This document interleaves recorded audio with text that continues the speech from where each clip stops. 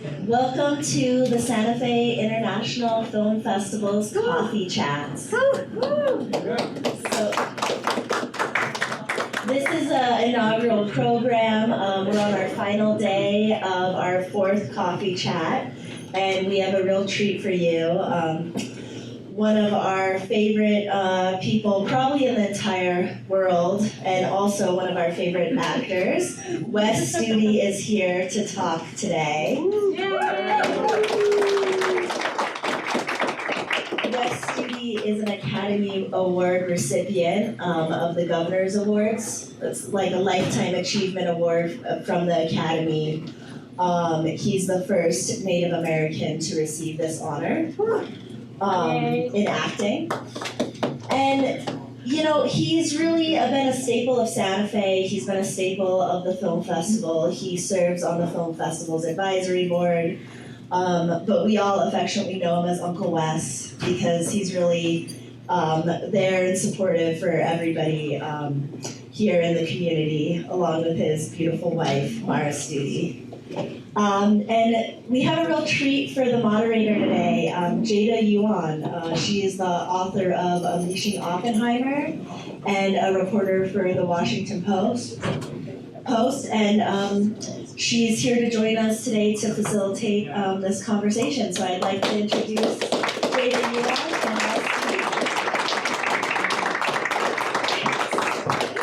Is this working? Testing 1, 2, 3. Testing 1, 2, 3. You know, you're probably more experienced than I am with all this stuff. No, I have no experience. I'm just winging it here. Well, so I grew up in Milwaukee and Los Alamos and the Santa Fe area, but I haven't lived here in a while. But I'm curious, what brought you here? You know, how did the call of Santa Fe come to you? I think it was an ABC pilot for a Western called Long Arm that I came out here to do along with Michael Horse. Have any of you heard of Michael Horse? Yeah. Well, wonderful actor who I shared an agent with back in the late 80s. And luckily enough, the agent got us both on the same show. It brought us out here to Santa Fe, and we shot out at Galisteo's set and Greer Garson and several other places all around Santa Fe. And I fell in love with the lack of humidity. That was it? Well, as fate would have it, I also thought about, at that time, looking for someone to live here with, and I went back to Los Angeles, and amazingly enough, I did find someone who had already made up her mind to come live out here anyway. Oh, wow. Wasn't that? Yeah. And that lucky young woman was born a Studi here. Say hello to your many fans, Maura. Am I going to embarrass too much to ask how you met? Maura was singing at the Roosevelt Hotel on Hollywood Boulevard. Any of you know the place? At that time, they had jazz and jazz singers and featured them on a certain night, and Maura was one of those singers. She sang jazz and standards. And a good friend of mine happened to be a friend of hers, and he invited me to come and see his friend sing. So I said, okay. So it was called, what was it called? Cinegrill. The Cinegrill. It was called the Cinegrill at the time there in the hotel. And so, yeah, we went there and we met. And then we parted. We tried to get together for coffee for about 2 years. She playing me. Playing hard to get. We were playing hard. No, I was playing hard to get. Yeah. But no, that's how we met.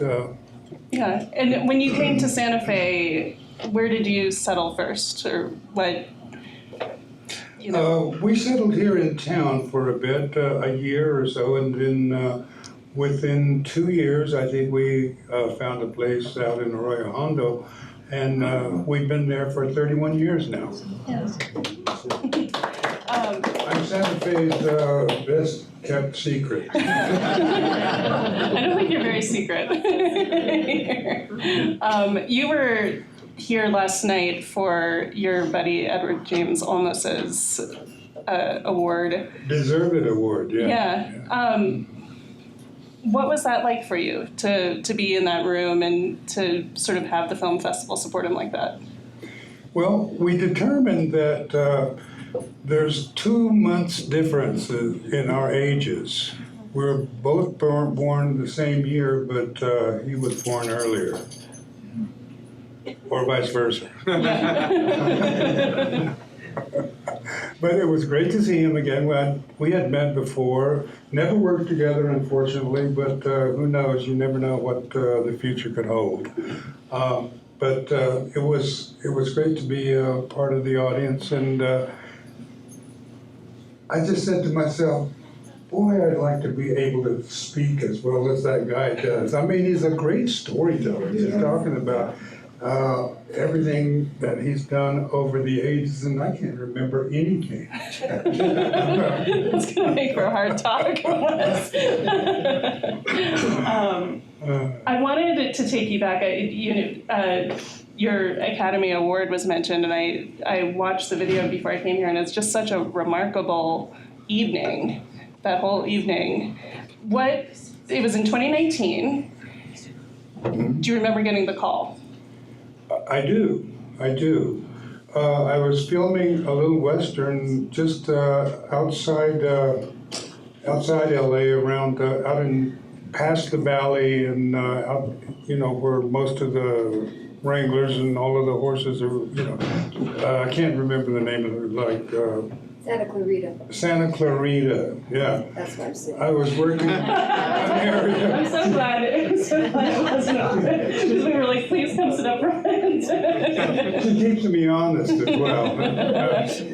But yeah, we were doing that, and we were in an area that was in a big arroyo, so not good phone reception. But one of the ADs came up and gave me word that someone needs to speak with you. First break, So I found a place where I could call in to this number left, and it was the guy from the Academy. And I said, you have a minute to talk? I said, sure. Yeah, what's up? And he said, would you accept an Academy Award? Who is this? And he went on to explain who he was, and said that we'd like to give you a governor's award. The Academy Award recognizes your body of work over the years. And I thought to myself, you feel bad because you didn't give me one for actually acting. Okay. So, we talked about it, and he said, but listen, don't tell anybody. Don't tell anybody. And I told him, you won't. I'm on set here. I can't even mention it. Please don't, because not until we actually announce it, and then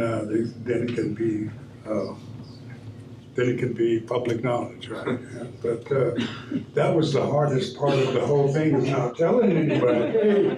Hey, I'm going to get an award. Okay. But that's how all that came about. And it was such a collection of people in there. Like I saw Tentu Cardinal in there. Like there was just. Did you invite all of them? Was it sort of like the collection of your greatest acting friends? My entourage. Yeah. Or was it, just people who wanted to come out and support? As far as I know, it was people who wanted to come and support.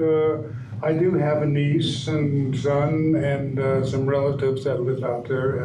I invited them and brought some family, but other than that, I like to think I'm friends with most of the people I've worked with over the years. Yeah. Yeah. I know if you haven't seen the speech, you have a great opening line where you're like, it's about time. It's about time. And I've never told anybody this, but what I was really thinking was, okay, if I say it's about time, are people going to see me as being mad about it, or disturbed by it, or are they going to think I'm a crybaby or something because I say something like that? So I thought, okay, what I'll do is I'll say it's about time. Then I added, it's about space. It's about some people in a strange old place. But in any case, it wasn't really necessary. But that was, yeah. What were you thinking it was about time? Everybody really glommed onto the idea of, they agreed. Damn right, it's about time. So, that was good. When did it hit you how historic that moment was? Oh, I don't know, maybe a couple of months later. I was just, at the moment, I was just going with the moment, going with the flow of what's going on at the moment. And, those things, they're not so much an award for the recipient as they are an award for all of the people that surround you and or are affected by your performances, or who have some sort of a tie to you in terms of they can relate, empathize, sympathize, or know of your work and identify. And I think it's many times more for them than it is for the actual recipient, but it does feel very damn good. To hold that thing up, cameras everywhere. There's only one now. Cameras and hey, oh my God. Yeah, it's an exhilarating feeling to be recognized and awarded something for what you've done over the years. Can we go back to the beginning? You were born in a rural part of Oklahoma in a Cherokee-speaking family. What did you think you were going to do when you grew up? Had no idea. I had no idea. Because as a young man, television was not even a part of life. I remember as about a 5-year-old child, we would walk maybe a mile or two away from our house to a relative's house who actually had electricity, and they had a television that had a square, the square face of a television. They had one of those things, and that was the first time I ever saw a television. But it was mainly for the adults. The adults were watching, and we had to sort of stay outside and look in through the windows and watch. So you weren't even in the same room as the television? Not even in the same room, no. But in any case, we would watch from the windows, and what they liked to watch was about 9 or 10 o'clock on one of the networks, they had wrestling. Yeah, wrestling. And, I think some of the wrestlers were like the Mexicans with the Mexican wrestlers with the Luchadores. luchadors with the masks, and one of them was named Bolo. I don't think he was from Mexico. I think he was from New York. He was your favorite. No, he was the bad guy. He was the one. He was the bad guy that all of the good-looking wrestlers would finally, win over at the end because, well, it was wrestling. And so you saw this television, and you didn't sort of ever think like, I would want to be on that television, or I would. What was your relationship with it? I really didn't have one at that point in time until my family decided to put me in a home where I could go to school in Muskogee, Oklahoma. We're talking northeastern Oklahoma, and Muskogee was like the New York of northeastern Oklahoma for us. That's what it was like. It was a city. But my family, they decided the best thing for me and my education was to go live in this home for Indian children that the church ran. And they would bus us into Muskogee to go to this elementary school, and that was Did the my. mic go out? Yeah. It is mic. I think your mic somehow. I noticed the sound change. Oh, yeah. But, so Check 1 2. Check 1 2 3 4. I think I lost the battery, maybe. yeah, maybe you can see a different mic. Definitely don't want to. handheld? Yeah, Sure. handheld. You can leave that on if you want. Okay. Can you hear me now? Yeah. So you're going to we were in Muskogee. But I can't hear myself. Right. Well, Muskogee was that was the school wasn't so much a part of my story as the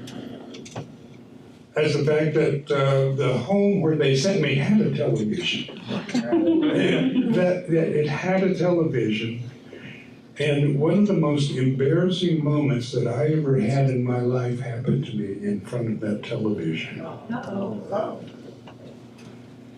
There was a show that would come on whenever we would come back from school, back to the dormitory, and we would start watching this show. And there was a girl on there. On the show that I thought was really cute. And I had seen where people would actually kiss each other on the lips, face to face. I thought, wow. And one day I was in there all by myself, right? And this show came on, and I'm thinking, I want to watch it. That show came on, and I sat there and watched it. And then the girl comes on, the one I like to watch, right? And suddenly there was kind of a close-up of her, just full headshot of her. So I thought I'd run up there and I would onto the glass screen, and unfortunately that's about when somebody was walking into the room. Oh, I never heard the end of that. How's your lips, boy? I got a little shock, actually, is what it was. That was my introduction to television. And then you became determined to get inside. I'm just making that up. I had no idea I'd ever be inside in that box. And then the school you went to was an agricultural school, so was there like a sense that you were going to get into farming or agriculture? No, that was much later. That was in high school. Okay. The first part I told you, I was only about 5 or 6 years old. Okay, good. Although, Just to set things straight.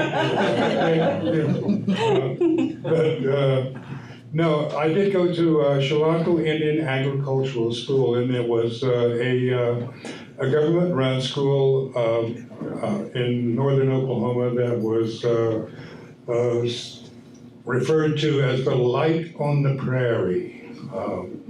And it, I don't know, was there from like the mid-1800s until 1980. I actually went to the closing of that school in 1980, and it was kind of a bittersweet thing. In a way, it was a good sign that that the government was beginning to close these schools down, just because of the history of the schools, you know, and not a nice history they have, you know. But by the time that I went to this school, Chilocco, a lot of Native people had gotten into positions of actually running these schools, and they'd gotten into positions in the Bureau and the Indian education system, and most of the dorm people that ran the schools, they were graduates of the school, or you know, they were mainly natives, and so it wasn't as rugged as some of the stories you'll hear about government and church-run schools. did you still? This was like in the 60 to 64 is when it was, 1960s. Did you still feel like a separation from your culture, that the government school was trying to separate you from your culture? No, because for us it was our family's decision. I had 3 brothers, and my dad worked on a ranch. My mother didn't work, didn't have an income of any kind, so our dad was the only income, and the wages for a ranch hand at that time were not really enough to for a comfortable living with 4 kids and 2 adults. So while I really had no objection to going and living somewhere, and plus it was kind of an economic help for them to have fewer mouths to feed there at home. And I always wanted to go someplace where I didn't have to eat the same things that I had been eating all my life. That's one thing. And one of the things that drove me toward it was eating at the school there. You would always be able to eat what we called then white bread. And I had learned how to enjoy white bread from the owners of the ranch, because I knew the kids and all, you know. But in any case, it wasn't that traumatic of an experience for me, having been away from home and institutionalized, if you will, before. So I kind of fell into it fairly easily, and was not a traumatic experience for me. Vietnam, how do you think that your time in there sort of influenced your decision to become an actor? Do you see a correlation, or was there a reason why you decided you enlisted, right?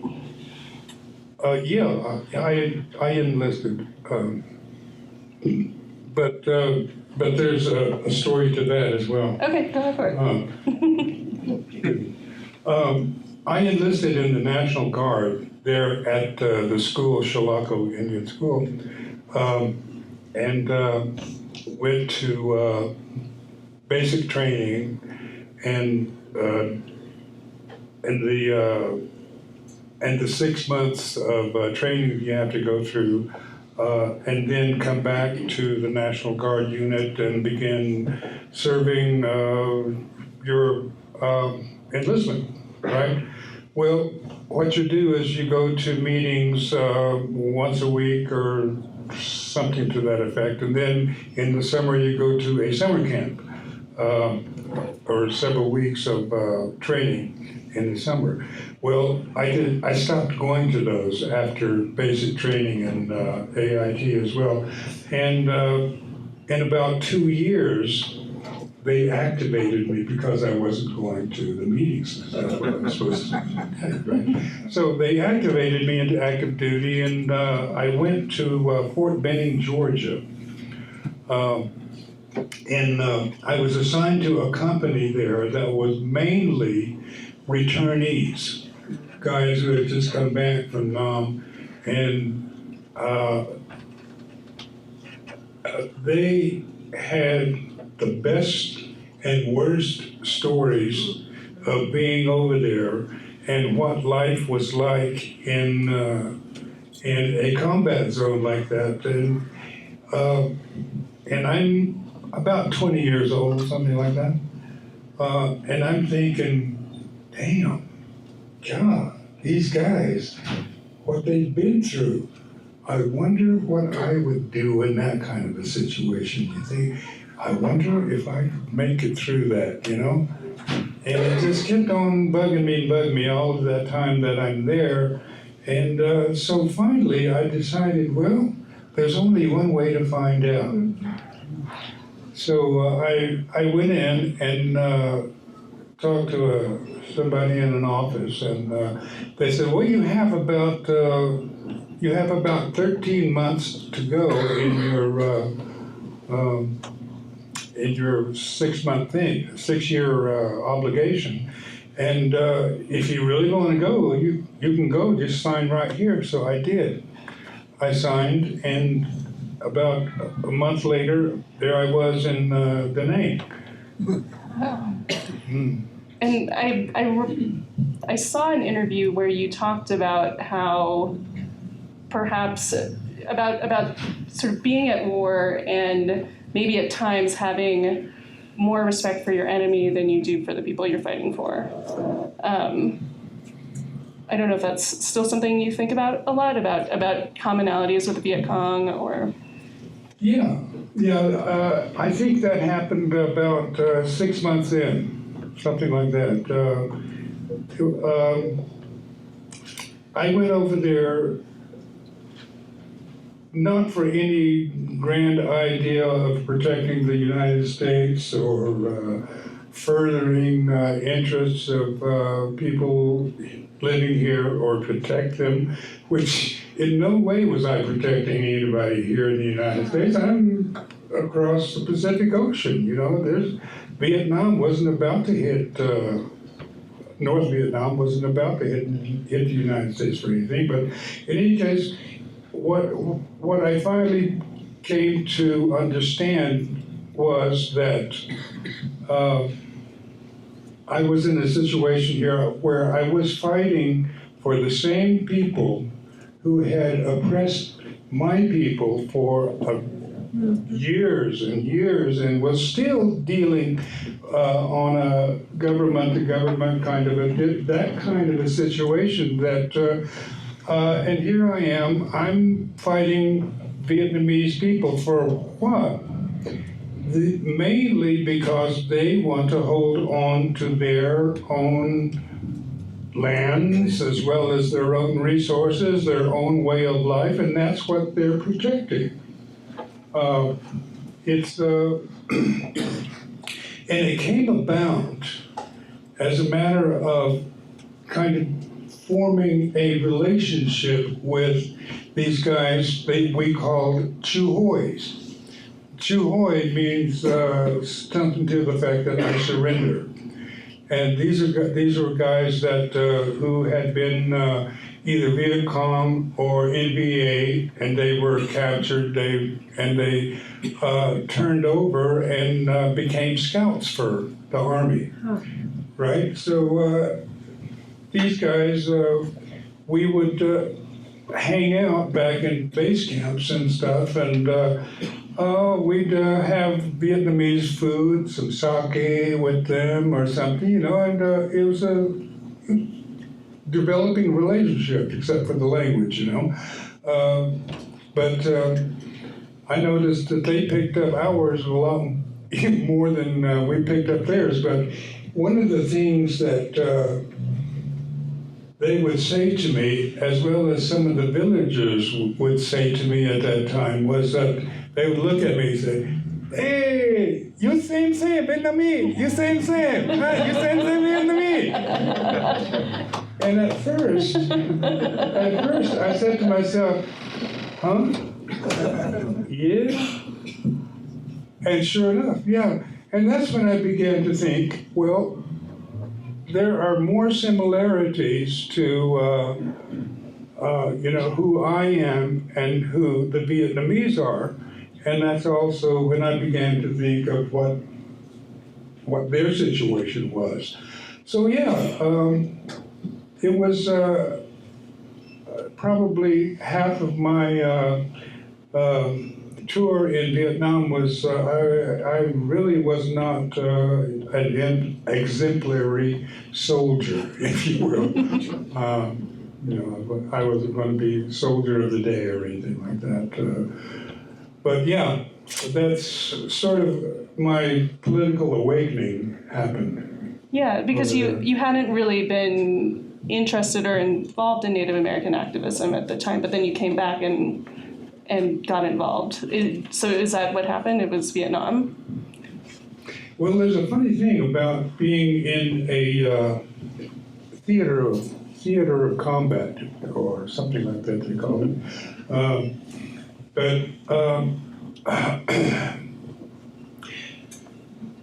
When I came back here, you know the stories of returning Vietnamese veterans that what we found when we got back. Well, there's also a physical aspect of it, wherein for a full year, you're in a situation where you always have to be aware of what's happening everywhere around you, even when you're back in base camp or at a fort or whatever, always aware and always ready to strike out or run or hide or do something to protect yourself.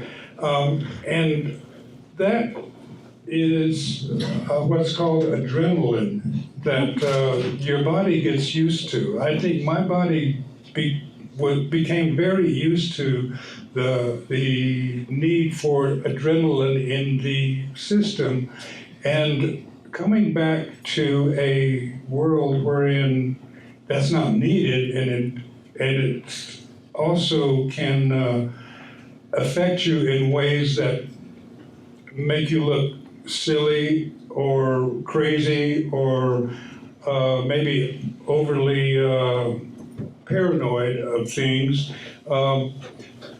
They sort of set you apart from everybody else, and there's what I consider a need for this kind of adrenaline rushes that your body experiences, and being at peace or in just regular life here in the States, that didn't happen, right? So I sought it out in different ways, like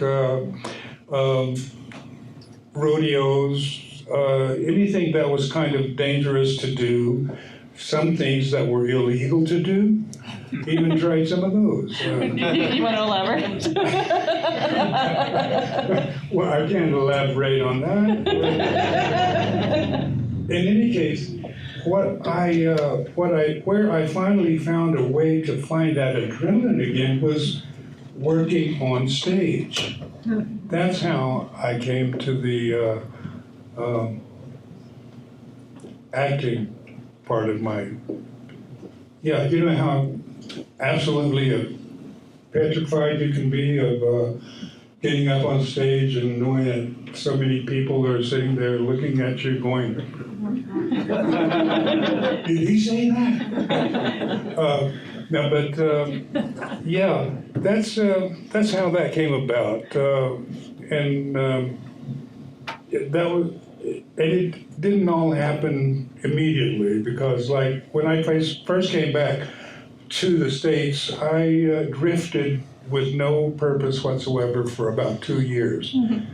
But after that 2 years, I started using the GI Bill. Ta-da! Hey, I'm gonna get my due here. I said, but anyway, I used the GI Bill and I went to Tulsa Junior College, who, by the way, has invited me to come back and speak at the place because, wow, now I'm famous. But yeah, later this year or month or something, I'm going to go over there and accept a painting someone did of me there. Oh my God! Yes. It actually reminded me of Adam Driver's story because he came out of the Marines and got into acting as well. So I just thought maybe that's the commonality, is like you need the adrenaline. It could be, yeah, it could be. He's a great actor. I like him. Yeah. I like what he does. Dances with Wolves.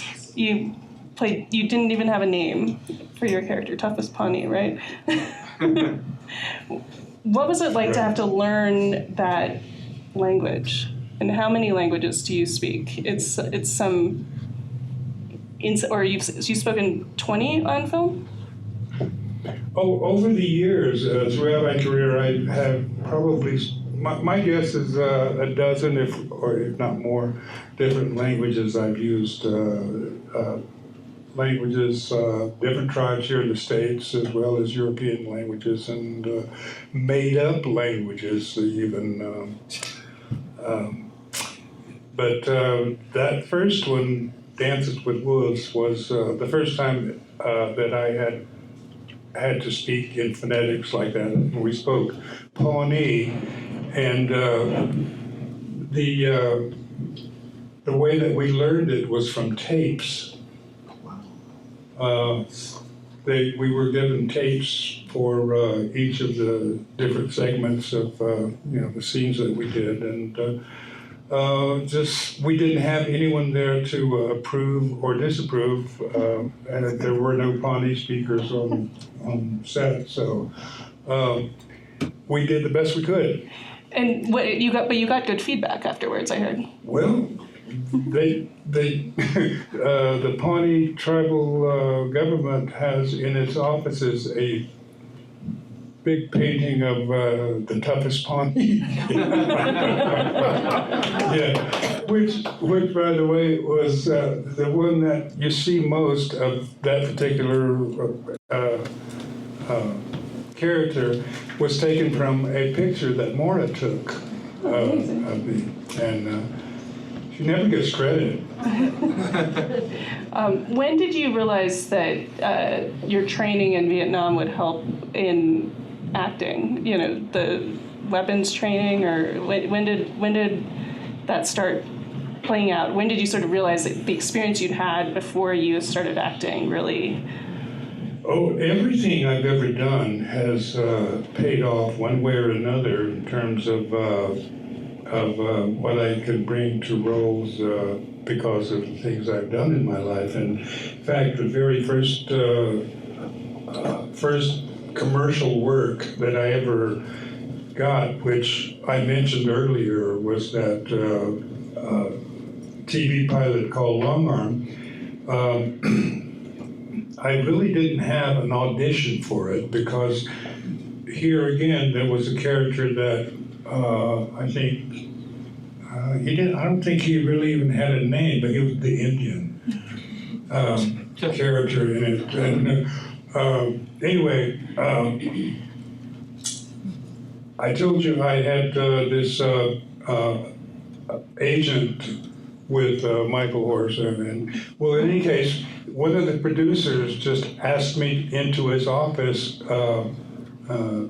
to meet me and see if I would fit the role. And he asked me, all it really takes is if you can ride a horse, shoot a gun, and speak a language other than English, you got the job. I said, I'm your man. I'll do your, I'll do your dirty work. So, but you brought in sort of a familiarity with weapons and weapons training, and that I'm guessing most actors didn't have. Well, that's possible. That's possible. But weapons of types had been a common thing in my life throughout. As a child, we've always, my family always had some kind of weapons around the house, mainly for hunting, mainly for hunting and perhaps for protection. But it wasn't a new thing to learn from the military how to use a weapon, But tomahawks and more ancient. That was different. We didn't get a whole lot of training on that on Dances with Wolves because mainly we're just shooting, using bows and arrows. And later on, I learned how to use tomahawks and spears and knives and such during training for Last of the Mohicans. That was.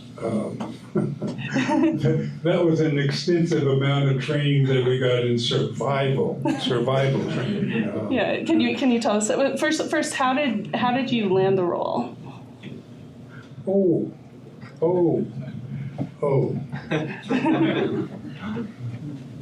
I don't tell everybody this.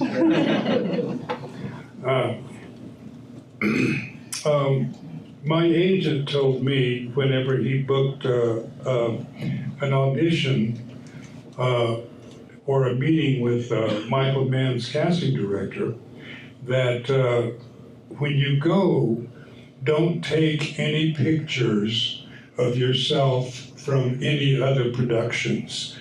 Just bring your regular headshot. Okay. But I was thinking, before this audition, I had gotten a lot of these pictures that people had taken of Morris shot of me in that iconic shot. I took one of those, and when I went into the office to sign in, when I had a chance, I took that one picture that I had of me as the toughest Monty, and I slipped it in to a pile of pictures there that I'm sure that somebody was looking at. But in any case, it was within a week of the audition that we actually booked the. I did have to go in one more time and actually meet Michael Mann, the director, and it was after that we got that picture. But that was when the training started. Good God. And what did they put you through in the survival training that you had to do? Well, we first we had about a month in Los Angeles going to the gym on a daily basis, and running weights, trainer, doing this, do that. And then we go out to North Carolina, and we begin to learn how to live out in the wilderness, right? Begin to learn how to actually, what do you call it? Harvest game and how to cook it in like one of the best ways to eat a squirrel. One of the best ways, and I grew up eating squirrel as a young man, but it was mainly squirrel and dumplings, right? But this, how to skin, gut, and then stuff different kinds of mint and kind of condiments inside the cavity. Yeah. Close it up and wrap it in clay and put it in under coals that you have and let it sit all day. It cooks in that clay. You come back, crack the clay open, and that meat just, you can just pick it off the bones like that. It's just so sweet and tender. Really. So you were harvesting your own squirrels. Was Daniel Day-Lewis out there also? Daniel Day was with us. Yeah. Also eating the squirrel? And if we had enough. Yeah. Yeah. You had like one goal on the movie is what I heard, to get his autograph. Yeah, I did. I do have it. I got his autograph, and he said, "Oh, sure, yeah." Took out a pen. I said, "Wait. No, I want it signed with your left foot."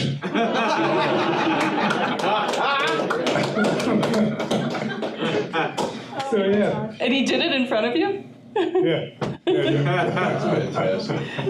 How dexterous. Yeah, I'm going to eBay it or When you look back on your roles, which is the one that stands out the most? The one that you're like, you said you guys didn't give me an Academy Award for acting. Which one would you have wanted to really be recognized? Is it Geronimo? Is it what? Well, the closest I got, I actually was on the Las Vegas, where they bet on it in Las Vegas. I was on those lists there for a good long while after Last of the Mohicans for the character of Magua. And unfortunately, the guy who actually won it that year was from The Crying Game. If any of you remember that? Yeah. And then he either gave it back or did something, or they took, something happened with that thing. Yeah, I don't know the history of it. That was unfortunate, yeah. Right. Mm. With Magua, how did you get inside that character's head? Like, what did you think Magua's motivation was? Well, Magua's motivation in Last of the Mohicans was simply a matter of, man, I've had a rough life and things have not gone my way, and I am going to make it well known personally or on a larger level. I'm going to do some damage. And that was essentially what was driving Magua's activity, as well as great sorrow, great pain, things that had not gone well for him. He was going to get revenge for it. Yeah. And beyond that, I don't think Magua gave a whole lot of thought about things, except for the fact that he also wanted to build a political dynasty as well. There's dialogue to that effect in places in the film. I'm gonna have you tell one more story, and then I'm gonna see if some people want to ask questions. But one of my favorite stories that I read about you was how you got cast as Heat in Heat. And how you just made it happen. Oh no, I didn't make it happen, but I did. We had a place down here on Elena Street, and one day I saw where Michael Mann, the director of Last of the Mohicans, was going to do a film with some well-known actors, And it would be the first time that Al Pacino and Robert De Niro had ever been in a film and would actually have dialogue together. And so I'm sitting thinking, oh, hey, I still have Michael Mann's number to his office. And so I thought, well, okay, can't hurt. Dialed him up. This was on a dial-up phone. Well, maybe it was punching numbers, but anyway. Yeah, this is Wes Studi. I like to talk with Michael Mann if he's available. Hold on. Hey, Wes, how you doing? It was actually Michael. He took my call. Damn. Wow, okay. He took my call. And so I said, Michael, I hear you're going to make a movie with Al Pacino, Robert De Niro, and me. And he did that. He laughed. I thought he was going to say, are you crazy? No. He said, oh, well, I'll think about that, or something to that effect. And about a week later, we got, they were looking for my availability. So that's how he came about. Yeah, I think it's good. Does anyone have any questions? I know you wanted to talk a little bit about what you're up to coming up next, but yeah. No, not really. Jada, I have one question here on the side here, Jada. Okay, wait, I don't even, sure. I think that's right there. Oh, right there. Great, go for it. So, Wes, how was it working with Russ Means, rest in peace? I don't know that I would work with him again. No, I'm joking. Russ was a great character actor, I think, and he is ever the activist. And one of the things that he actually did that was a real positive on that particular set, is he's talking about Russell Means. Russell noticed that a lot of the extras on the show there were not being treated as well as everyone else. And he made an issue of it and actually improved their status on set, and that was something that always the activist, right? I mean, he saw a wrong and he righted it. He was able to do that, and always respected his ability to see and do something about things like that. But it was good to work with him. Unfortunately, he broke my arm and killed me. Never forgave him for that. There's a very interesting picture of you that was in the slideshow before each and every show. And you were standing there with George Martin with a pie in your hand. Is there a story to this, I hope? Well, actually, This is before yeah, every screening at the festival, yeah. that's and the person who made that pie is with us today. This is how, well, it's been mentioned that I've been a part of this film festival since essentially the beginning of it, when we talked about, hey, we ought to have a slam dance, an alternative film festival to the one that was operating at the time. And that's how this particular international film festival has grown over 17, 20 years to that. But in any case, at first, the prize that was given to Almost last night, I got that a number of years ago, and it had a real pie in it. Blueberry, as a matter of fact. And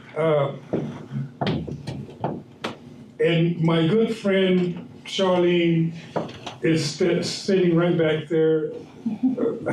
And she was the one who made the pies back then for these awards. Oh man, it was delicious. It was a darn good pie. And I noticed, and I wanted to maybe rib on almost last night that his was empty, mine was full. Yeah. But what happened to the pie tradition? Why doesn't it exist anymore? I don't know. Do you know, Jordan? I think, I got very ill in 2023, and so I wasn't able to make the pie. I even had to miss dinner with Oliver Stone, which I'll always regret. But yeah, I couldn't do it. So now I did promise Brian Cranston. He said he wants a pie, so I would send him a pie. But at the beginning, they had they did the film festival at the center, the teen center, and at a little coffee shop that used to be at the end of the rail yard. And my son, who founded the Santa Fe International Film Festival, he came to me, he said, Mom, we only have $1,200 and 9 weeks to put on this film fest. Because they wanted to catch the other, it was a sign fest, they wanted to catch them by surprise. And he said, everybody loves your pies and everybody loves your scarves. So would you make a pie for all the honorees and knit a scarf? So I did that, and Wes also has, you have a couple of my scarves. I think. Yeah, I do. Yes, I do. Yeah. Do we have any more questions? Yeah. Okay. Do we have time? Yeah. Okay, good. Are you okay? Yeah. Thanks for taking my question. Having worked with visionary directors like Terrence Malick and Michael Mann, I'm very curious, like what qualities you look for and what like you value most in the directors that you've worked with. And to kind of follow up with that, if you were directing a film yourself, what story would you want to tell? That's a great question. Good question. And to the latter part of your question, I don't know.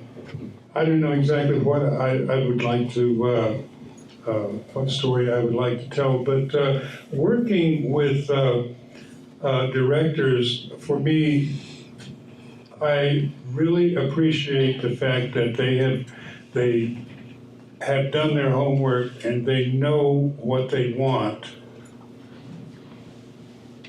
but they're not totally married to it, If they can see something that happens and or allow something to happen that is peripheral to the actual scene that they're directing, but adds,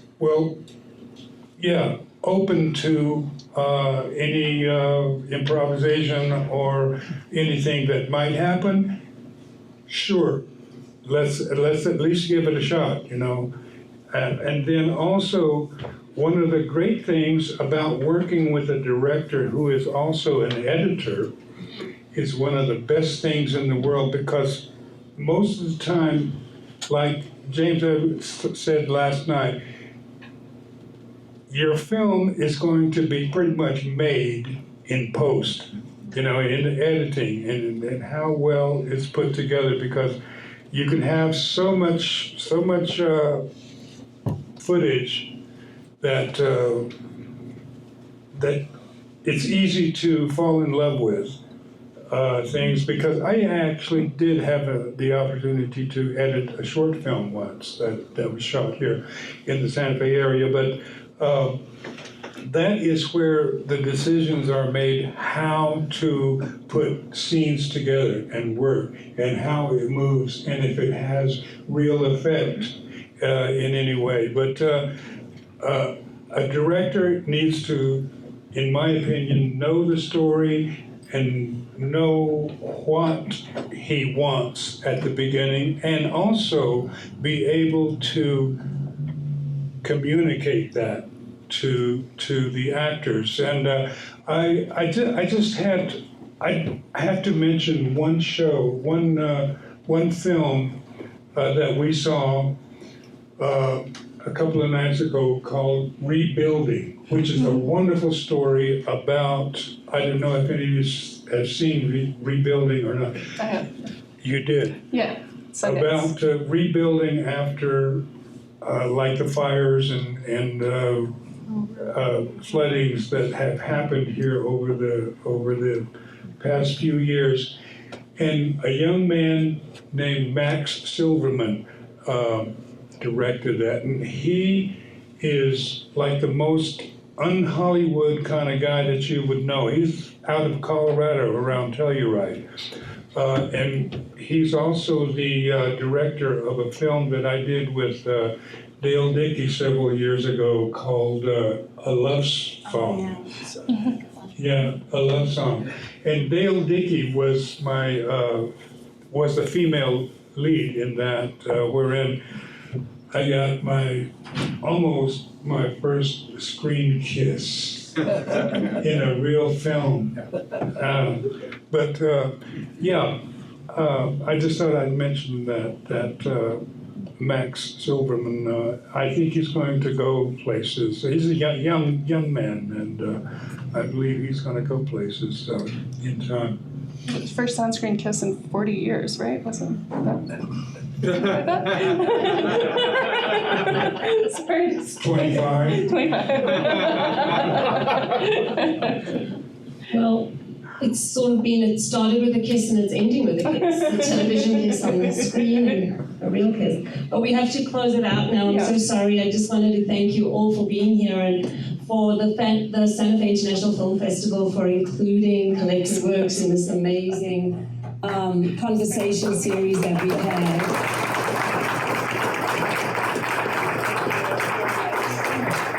My name is Cecile. I'm the events producer here at Collected Works. So I just want to thank Wes and Jada for this really incredible conversation, this rich, deep conversation. Thank you both so much for being here. And thank you all. Please come back again to Collected Works. We're an independent bookstore. We really appreciate the business.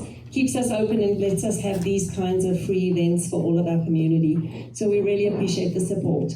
Thank you very much for being here.